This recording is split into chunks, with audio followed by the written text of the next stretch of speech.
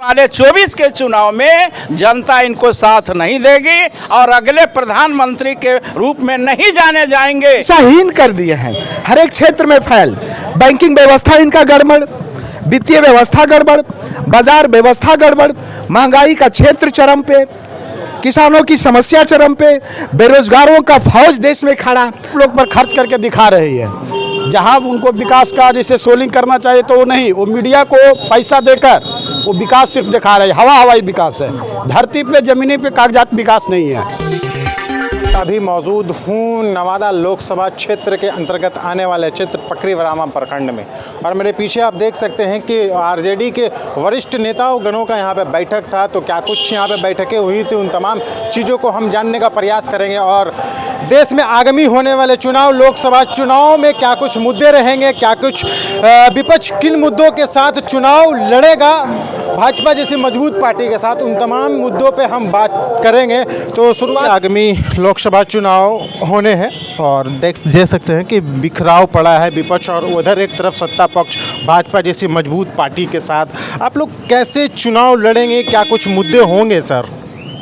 मैं साफ शब्दों में आपको कहता हूं कि बीजेपी धोखेबाज पार्टी है। जिस आशा और विश्वास से बीजेपी को जिताया, आदरणीय मोदी जी को प्रधानमंत्री बनाया, उन्होंने अपने वादा में खरे नहीं उतरे। जनता इस बात को जान गई है, यह जो है सरकार सिर्फ बेरोजगारी और महंगाई बढ़ाने वाला है। हम अभी आपको कह देते हैं दावे के साथ कि यह जो है महंगाई चरम पर है। किसी भी क्षेत्र में ऐसा नहीं है कि जहां महंगाई नहीं है। और बेरोजगारी का तो आलम इस ढंग से है, 8 साल के इस सरकार में यहां का नौजवान जितना बेकार हुआ है ऐसा कहीं नहीं हुआ होगा। इतना प्रधानमंत्री रहे हैं, इतना झूठा प्रधानमंत्री आज तक भारतवर्ष को नहीं मिला है। आपने अभी कहा कि मोदी जी असफल रहे हैं एक प्रधानमंत्री के तौर पे रोजगार देने के मुद्दे, और लेकिन भाजपा सर लगातार वो कह रहे हैं ना कि मैंने जितना रोजगार 8 सालों में दिया है उतना कांग्रेस पार्टी 70 सालों में नहीं दिया है। और अगर सचमुच देश में बेरोजगारी होती तो क्या प्रचंड बहुमत से वो गुजरात जीतती? चुनाव जीतना और हारना अलग बात है। उनके पास इतना धन का संग्रह इन्होंने किया है, कितना प्रकार का टैक्स लगाया है इन्होंने, कितने तरह से जो है इन्होंने जनता का शोषण किया है इनके शासनकाल में, वह जो है सो जनता अब सब समझ गई है। आने वाले 24 के चुनाव में जनता इनको साथ नहीं देगी और अगले प्रधानमंत्री के रूप में नहीं जाने जाएंगे। जब भी होगा तो विपक्ष के प्रधानमंत्री होगा। वो तो दावा कर रहे हैं ना, बिहार प्रदेश के बीजेपी के प्रदेश अध्यक्ष है संजय जायसवाल, आप जानते होंगे, वो तो दावा ठोक रहे हैं कि 40 पे 40 ये हम जो है ना सुपड़ा साफ करेंगे, हम जीतने वाले हैं सर। यह जनता समझ गई है कि आगे जो है हमारे नीतीश जी भी वर्तमान में जो है समाजवादी विचारधारा के वह जो है उन्होंने देखा कि जनता साथ नहीं है, जनता का काम नहीं हो रहा है, बेरोजगारी और महंगाई बढ़ रहा है। नीतीश जी छोड़ दिए बीजेपी को और आज जो है महागठबंधन में आए हैं। और बीजेपी और तेजस्वी यादव जी, जहां अकेले तेजस्वी यादव जी छक्का छुड़ा दिए इसके पहले के चुनाव में, आज तो जो है सो चाचा और भतीजा नीतीश जी और तेजस्वी जी एक साथ हैं। बिहार के 40 सीटों पर जीत होगी, यह निश्चित है। हम हैं राजद के कार्यकर्ता, मैं विश्वास पूर्वक कहता हूं कि जनता हमारा साथ देगी और बीजेपी इस बार हार जाएगी। सर जी, आप विपक्ष वाले एकजुटता दिखा कहाँ रहे हैं? आप लोग तो बिखराव पड़े हैं ना सर, इसीलिए तो वो दावा ठोक रहे हैं ना।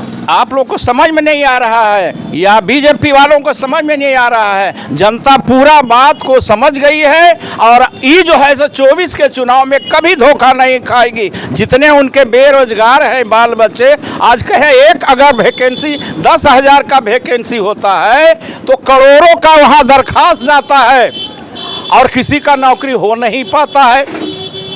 इस तरह से बेरोजगारी बढ़ा है। रोजगार के फेरा में जो है आपने देखा है कि जो है से किस तरह से जो है कोरोना के काल में जो है जनता भोगी है।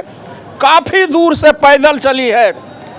आप सुने होंगे, एक जो है सो लड़की अपने बूढ़े पिताजी को मुंबई से साइकिल पर लाई है दरभंगा बिहार। इस बात को इस बार जनता पूरा वसूल करेगी और बीजेपी को हराने का काम करेगी। अच्छा सर, लास्ट आपसे कर लेते हैं। एक तरफ हिंदू मुसलमान की राजनीति होती है, मंदिर मस्जिद की राजनीति होती है, लेकिन जो एक राजनीति होती थी पहले की, कह सकते हैं कि विकास के मुद्दे पर, एजुकेशन के मुद्दे पर, शिक्षा के मुद्दे पर, लेकिन इस गिरती हुई राजनीति पे आप क्या विचार रखते हैं सर?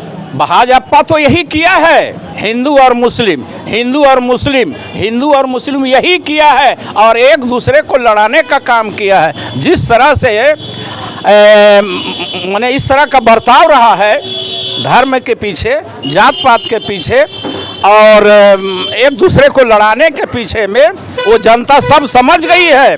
अब इस बार धोखा खाने को नहीं है। बिहार की जनता एक है, चाहे वो हिंदू है चाहे मुसलमान है, दोनों एकजुट होकर बीजेपी को हराने का काम करेगी। राजेश जी, आप चूँकि सत्ता दल के प्रखंड अध्यक्ष है, तो मैं आपसे भी जानने का प्रयास करता हूं कि बिहार में किसके नेतृत्व में आप भाजपा जैसी मजबूत पार्टी को पराजय करने के सोच रहे हैं? सबसे पहले मैं आपका धन्यवाद करता हूं कि आपने कीमती वक्त निकालकर आज हमारे यहाँ पहुँचे हैं। मैं कहना चाहता हूं कि अभी हमारे महागठबंधन ऐसा पूरे बिहार में जो एक हवा चल रहा है, उसके सामने बीजेपी नहीं है। सर लगातार दावा ठोक रहा, 40 का 40 जीतेंगे। वो सोच रहे थे, आपके बहुत जगह वो सोच रहे थे, और ख़ास करके बिहार में जो बता रहे थे मोदी जी, आदरणीय मोदी जी की 15-15 लाख रुपए सभी के अकाउंट में आएंगे, वो सभी लोग ने देख लिया कि 15 लाख रुपया ने 15 रुपया तक नहीं आया। इसलिए अभी हम लोग बहुत मजबूती के साथ महागठबंधन के प्रधानमंत्री के रूप में जो भी चयनित होंगे उसको हम लोग साथ देंगे। आप कहते हैं कि अकाउंट में 15 रुपया का नहीं आया है, बोहनी नहीं हुआ, लेकिन वहाँ तो जनता उसको प्रचंड बहुमत दे रही है ना। गुजरात देख लेना, इतने अगर वो सही मानों में विकास नहीं करती, विकास के मुद्दे पे नहीं लड़ती, तो वो फिर जनता उनको फिर क्यों जिताती सर? वो विकास नहीं कर रही है। वो विकास सिर्फ जहाँ विकास करना चाहिए, जैसे आप लोग पर खर्च करके दिखा रही है, जहाँ उनको विकास का जैसे सोलिंग करना चाहिए तो वो नहीं, वो मीडिया को पैसा देकर वो विकास सिर्फ दिखा रहे हैं। हवाई विकास है, धरती पे ज़मीनी पे कागजात विकास नहीं है, सिर्फ कागजाती विकास है, बाकी कहीं विकास नहीं है।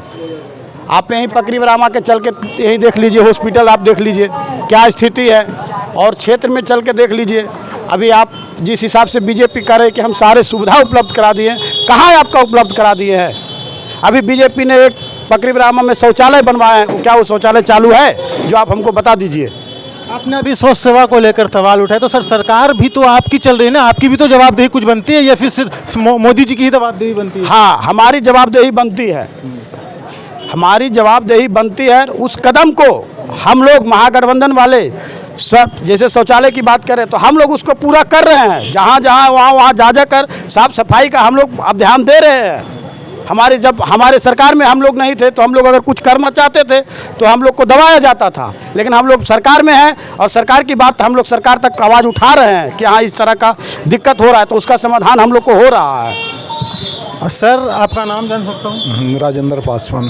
पासवान जी, 24 के आगामी चुनाव होने वाले हैं। आप एक बतौर जनता मालिक होती है इस लोकतंत्र प्रणाली वाले देश में, तो जनता के क्या कुछ मूलभूत की सुविधाएं अभी तक मोदी जी के शासन को देखा जाए तो क्या कुछ मिला है और क्या कुछ नहीं मिला है सर? देखिए, मोदी जी का कार्यकाल 8 सालों का जो था, अभी वर्तमान में भी है, 14 से लेकर आज तक देश का, राष्ट्रीय स्तर का मैं बात कर रहा हूँ, देश का जो व्यवस्था अभी है, आर्थिक व्यवस्था एकदम कमज़ोर हो चुका है। कोरोना काल में मोदी जी कहते हैं कि कोरोना काल में हमारा देश माइनस में चला गया, तो मैं मोदी जी को बताना चाहता हूं कि 2013 का शासनकाल आदरणीय मनमोहन जी का था। उस समय भारत का विकास दर 7%, 6 पॉइंट था, लेकिन आज देखिए भारत का विकास दर जीडीपी माइनस में है। तो क्या शासन करने का ये तरीका है? और देश को जो मैंने दिशाहीन कर दिए हैं, हर एक क्षेत्र में फैल, बैंकिंग व्यवस्था इनका गड़बड़, वित्तीय व्यवस्था गड़बड़, बाजार व्यवस्था गड़बड़, महंगाई का क्षेत्र चरम पे, किसानों की समस्या चरम पे, बेरोजगारों का फौज देश में खड़ा, और एक नया स्कीम लाए हैं अग्निवीर जो फौजी का बहाली है। अभी 40 साल का जो नौकरी पहले देती थी सरकार, पूर्व की सरकार, अब ये 4 साल की नौकरी दे रहे हैं। मान लिया 4 साल नौकरी कर लिया नौजवान, तो रिटायरमेंट होने के बाद क्या भाजपा का लोग का बॉडीगार्ड बनेंगे हमारे नौजवान? तो मैं नौजवान भाइयों से अपील करता हूं, भारत के नौजवानों से, कि आपको रोजगार चाहिए या मंदिर मस्जिद चाहिए? यहाँ पे मैं रोकना चाहूँगा। आपने अभी कहा अग्निवीर ला करके युवाओं को बरगला रहे, युवाओं को जो है ना एक परमानेंट नौकरी से उनको एक 4 साल पहले बहु, लेकिन सर सबसे बड़ा सवाल है, वो भाजपा कह रही है ना कि मैं देशभक्ति नौजवानों में कूट कर लाना चाहता हूँ और ये सबसे अच्छा माध्यम है, और पाकिस्तान भी देखिए उधर डरा हुआ है, और आप सवाल उठा रहे हैं भाजपा पे। देखिए, राष्ट्रभक्ति का जहाँ तक बात है, मैं आज़ादी के पूर्व की बात करता हूँ कि आरएसएस का लोग, भाजपा का लोग, जिस समय भारत में भारत छोड़ो आंदोलन का नेतृत्व चल रहा था, हमारे राष्ट्रपिता महात्मा गांधी इस लड़ाई को आगे बढ़ा रहे थे, और उस जमाने में ये आरएसएस का लोग, वीर सावरकर, ये आरएसएस अंग्रेजों का दलाल बने बैठे थे। तो किस राष्ट्रभक्ति का ये बात करते हैं, और ये हिंदुस्तान का लोगों को राष्ट्रभक्ति का पाठ पढ़ाना चाहते हैं? अरे भारत का लोग तो राष्ट्रभक्ति में अपना सर को कटा दिया अंग्रेजों के खिलाफ, जो आहुति दिया है आज़ादी के लिए, और राष्ट्रभक्ति का किस बात का परिचय देना आप चाहते हैं और जानना चाहते हैं? आप तो दलाल हैं। पूरा विश्व में मोदी जी का डंका बज रहा है। भाजपा कहती है आज पूरा विश्व मोदी जी के पीछे चलता है, आप उस पर प्रश्न चिन्ह लगा रहे हैं। देखिए, 14 में जब मोदी जी प्रथम बार प्राइम मिनिस्टर बने, तो अमेरिका का राष्ट्रपति बराक ओबामा थे, उनको आमंत्रित किए मोदी जी स्वागत के लिए। जब आए तो इस बात को अमेरिका का राष्ट्रपति बराक ओबामा भी बोले मोदी जी को कि मोदी जी, आप विश्व पटल का एक उभरता हुआ लीडर हैं, मैं मानता हूं भारत ने जो आपको जनाधार दिया है, बहुत विशाल जनाधार दिया है, लेकिन मैं एक बात आपको कहना चाहता हूं कि भारत धर्मनिरपेक्ष देश है। अगर आप यहाँ पे राजनीति करेंगे तो मजहब, धर्म, जात पात से ऊपर उठकर राजनीति करेंगे तो भारत का विकास होगा। लेकिन मोदी जी का स्टेटस क्या है? कसम राम का खाते हैं, मंदिर वहीं बनाएंगे। तो अच्छी है ना, मंदिर बन गया। वो तो कहते हैं हिंदुस्तान में मंदिर नहीं बने तो वो कहाँ बनेगा? मंदिर तो एक आस्था है। हमें रोजगार, रोटी, शिक्षा, स्वास्थ्य, सड़क, पानी, बिजली चाहिए। अब हमको मंदिर में सोने का घंटी पकड़ा दो और कहो भाई बजाओ सोने का घंटी, तो क्या मैं सोने का घंटी बजाऊं और पेट मेरा खाली? तो हमें रोटी चाहिए, रोजगार चाहिए। मंदिर और मस्जिद तो एक आस्था है, और वह आस्था से कोई माने बाहर नहीं है, सब अपना आस्था से जुड़ा हुआ है।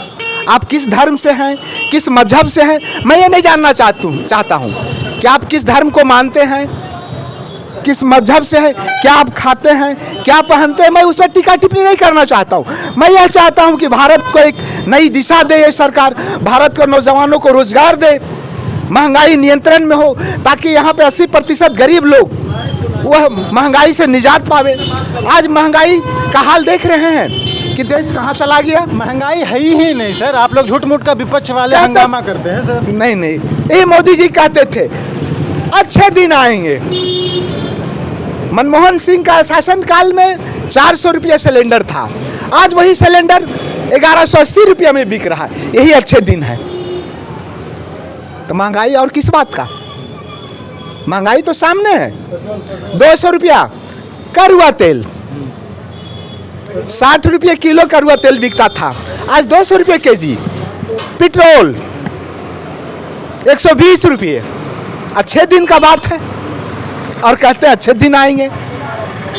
तो यहाँ का युवा जो है अभी मोदी जी को परख नहीं पाया। अरे कब परखोगे भाई? जब मर जाओगे तब। आपको रोजगार चाहिए ना, रोटी चाहिए। भाजपा लगातार करे, लास्ट कर लेते हैं आपसे हम, भाजपा लगातार करे ना प्रचंड बहुमत से, वो समझे ना, प्रचंड बहुमत से वो फिर से आ रही है सर, आप विपक्ष वाले फिर से हाथ खाली रह जाएंगे। देखिए इस बार मोदी जी का डंका बजने वाला नहीं है। डंका का चोट सबको, भारत के लोगों को पता चल गया कि मोदी जी का क्या शासनकाल है, अब भारत को क्या दिशा देंगे। आज भारत का अर्थव्यवस्था माइनस में है और सबसे दुखद बात कि हमारा विकास दर पूर्व में 7% 6 पॉइंट था और बांग्लादेश एक गरीब देश, पड़ोसी देश, लेकिन आज उसका जीडीपी 3% पे खड़ा है और आप माइनस में है। मोदी जी शर्म करो। चलिए बहुत धन्यवाद, बहुत शुक्रिया आपका। तो वीडियो को फेसबुक पेज पे देख रहे हो तो पेज को लाइक कर लीजिएगा, कमेंट बॉक्स में अपनी प्रतिक्रिया दे दीजिएगा और देख रहे हो तो यूट्यूब चैनल को सब्सक्राइब करके जो है कमेंट बॉक्स में प्रतिक्रिया देना नहीं भूलिएगा। मिलते हैं कहीं दूसरी जगह पे, तब तक के लिए जय हिंद, जय भारत।